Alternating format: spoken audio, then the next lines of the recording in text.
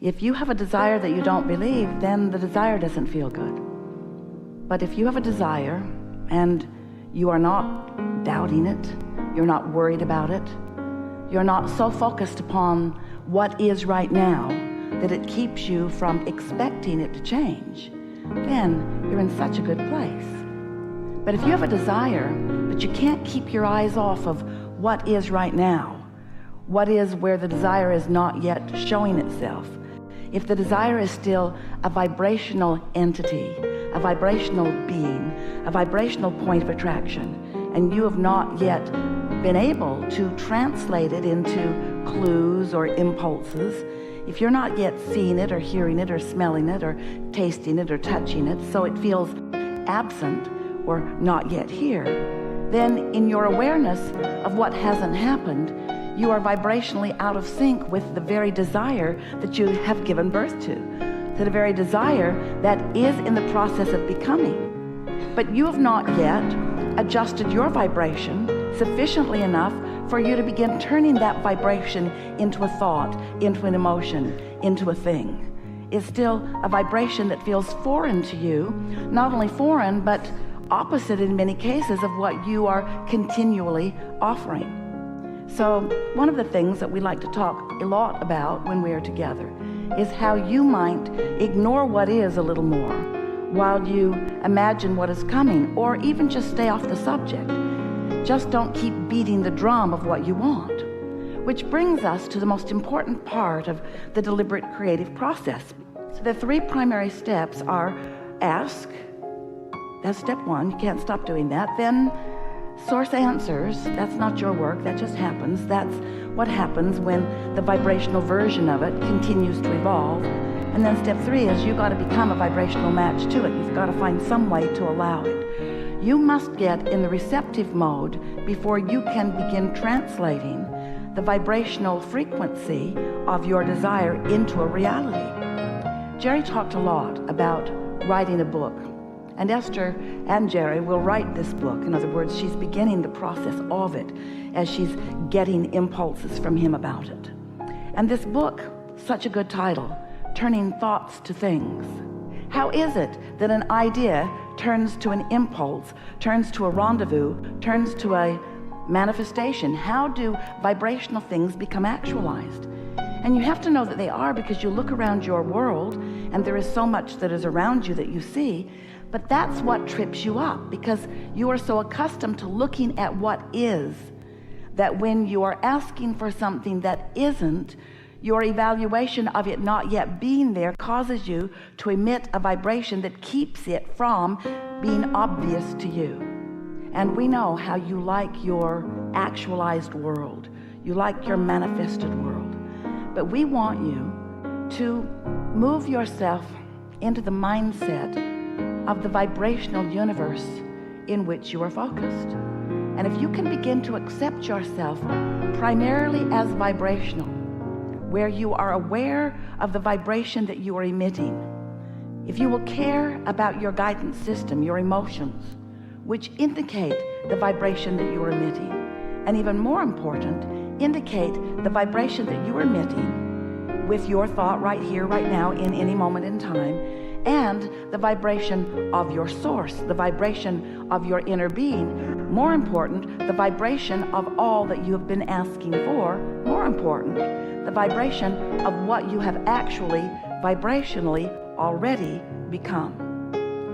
You see, when life causes you to desire something more than is manifested, the process begins. But at first it's so subtle, you don't know that it's happening. So you're taking score, you're saying, where is it? Where is it? Where is he? Where is she? Where is it? And so we began describing to you this vibrational reality. We called it a vortex. Your vortex. We wrote a whole book about it. We so wanted you to accept the vibrational beginnings of the things that you were asking for. And then you, and we understand why, began saying, all right, Abraham, we will accept your silly premise that there is a vibrational reality that we can't see yet or hear yet or smell or taste or touch, but just tell me, how do I get my money out of the vortex and into the bank? How do I turn that vibration to a reality that is tangible? And you know, it's right for you to care about the tangible. It's right for you to care about what's manifested, because you are on the leading edge of thought. You came here for vibration to come to its fullest fruition. And so we're not for a moment trying to talk you into settling for what isn't yet, to get you to put up with the absence of the things that you want. We want you to have all of the things that you want. We want you to know that if this time-space reality has inspired the desire within you, it can deliver a full manifestation of it to you. It can. But you've got to get into the vibrational place where you can begin receiving the constant insight and impulse and revelation and ideas and guidance that Source is giving you all day, every day. And if you're stuck in the step one part, if you just keep asking the question, I really want this, tell me where it is. I don't see it yet, tell me where it is. I really want this, tell me where it is. Tell me where it is. I want it, tell me where it is. If you keep asking that, if you hold yourself steadily in that asking step, you don't allow yourself to get into the receiving mode. And even though Source is saying, here it is, this will lead you to it, here's a piece of it, this is part of it, because Source is guiding you. Hear this. Ooh, such good words for you to hear and such good understanding for you to grasp. Source is constantly guiding you through and around and over and under the resistance that you have put on your own trail. So Source doesn't say, oh, not ready yet, let's just settle down here and wait. Source just keeps saying, there, we'll try this. How about here. But if you're so busy saying, I don't see it, not here yet, do you see it? Do you know how long I've been asking? Then you can hold yourself incessantly for a really long time in vibrational discord so you don't feel the impulses. But once you realize that the impulses are being offered to you, and you spend more time relaxing, more time chilling, more time a little bit, 15 or 20 minutes a day meditating.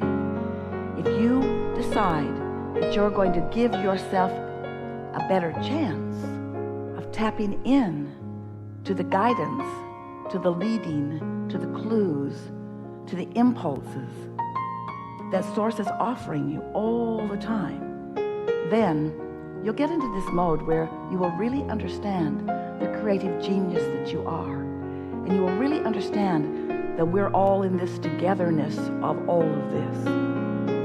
Because when you ask your inner being and all of us and all who you have ever known who have been physically focused, hear your request, take stock of where you are in relationship to it, and begin offering very specific guidance about the path of least resistance to help you to get from where you are to the fullness of what you are asking for. No judgment about how much stuff you've thrown on your path.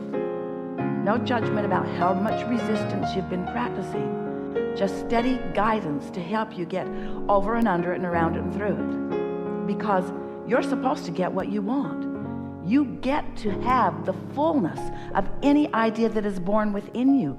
That's the way it works here. So if there's anything that's not happening for you quickly, it's because you've got some thoughts that are contradicting it. You've got some thoughts that hold you in a frequency that keeps you from being aware of the ideas that are coming. Have you ever been driving and you just get an impulse to change lanes, and right after you do, you realize that something was about to happen that would have affected you, not maybe run you off the road, but it was just better that you changed lanes when you did, because your inner being has a broader view.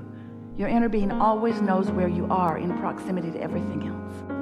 And most importantly, your inner being always knows where you stand in proximity to all the things that you're asking for. So we are eager to talk with you about anything that matters to you. There is nothing that is off limits here. You'll notice a perfect unfolding. Sometimes someone will ask a question and it will evoke a response, a co-creative dance that will help you to understand right where you are relative to something. A lot more is happening here than words.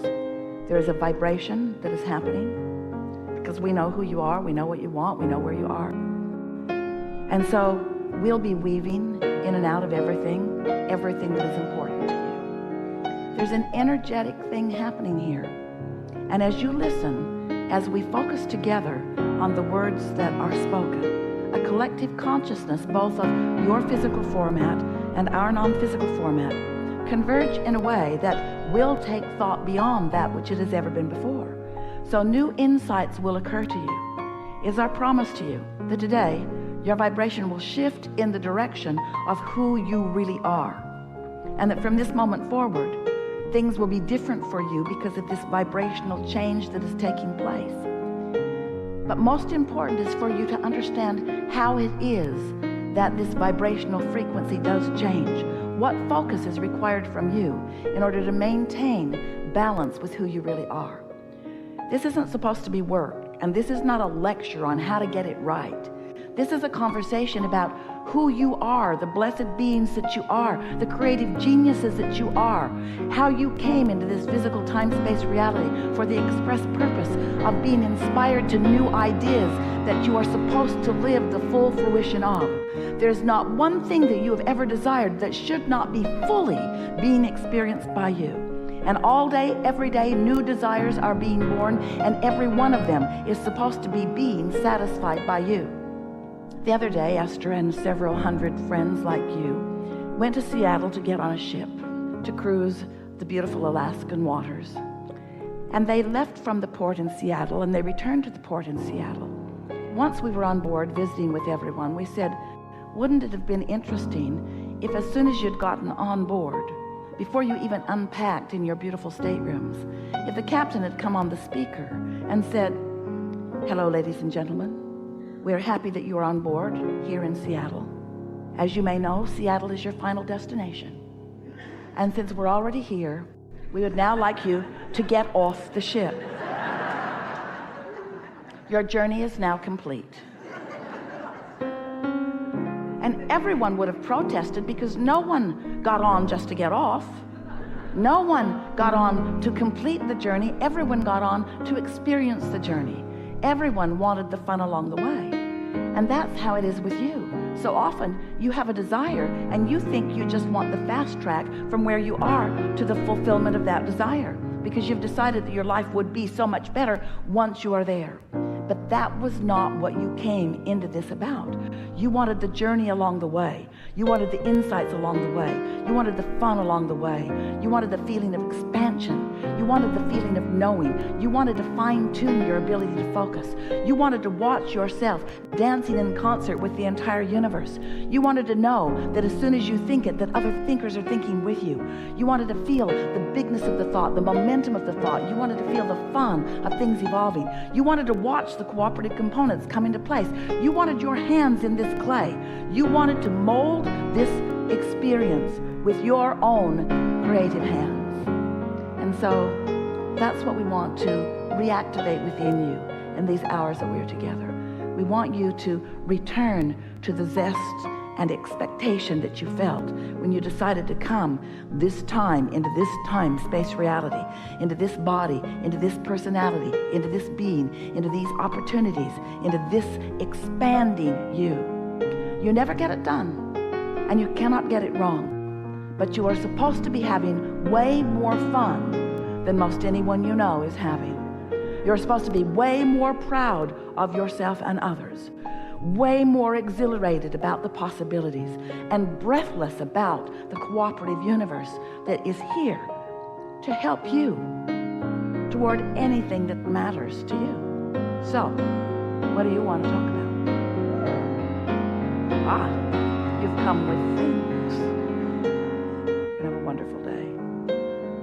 All right, just relax and be easy. We know who you are. We know what you want. We know that some of you who didn't raise your hands will. And so trust that whatever's on your mind, we are going to talk about fully.